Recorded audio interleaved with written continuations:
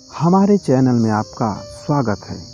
आज हम बात करने वाले हैं ऐसे व्यक्ति की जिसके विचार आज भी हमारे मन मस्तिष्क में आते रहते हैं। ऐसे महापुरुष और महान व्यक्तित्व वाले नायक की जिसको आज भी बहुत सारे लोग अपना आदर्श मानते हैं।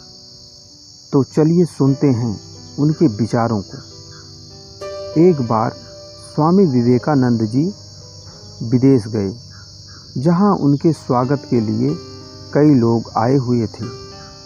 उन लोगों ने स्वामी विवेकानंद जी की तरफ हाथ मिलाने के लिए हाथ बढ़ाया और इंग्लिश में हेलो कहा,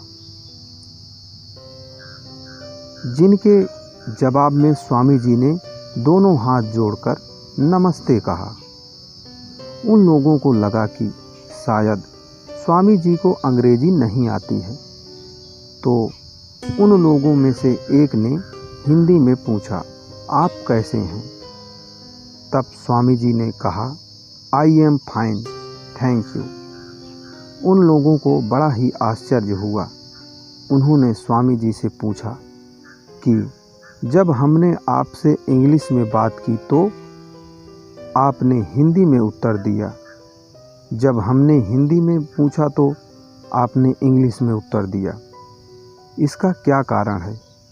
तब स्वामी जी ने कहा, जब आप अपनी माँ का सम्मान कर रहे थे तब मैं अपनी माँ का सम्मान कर रहा था, और आपने जब मेरी माँ का सम्मान किया तब मैंने आपकी माँ का सम्मान किया।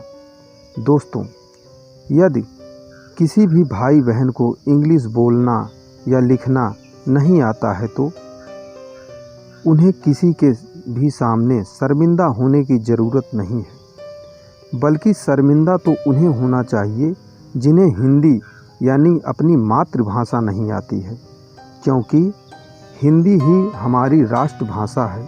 हमें तो इस बात का गर्व होना चाहिए कि हमें हिंदी आती है।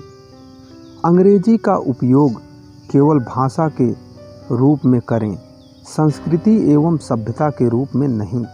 इसीलिए तो कहते हैं, the English language is not our culture.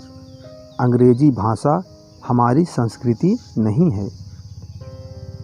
आपको यह विचार कैसा लगा हमारे कमेंट बॉक्स में ज़रूर बताएं, और इस चैनल को लाइक, शेयर और सब्सक्राइब करें। धन्यवाद मित्रों।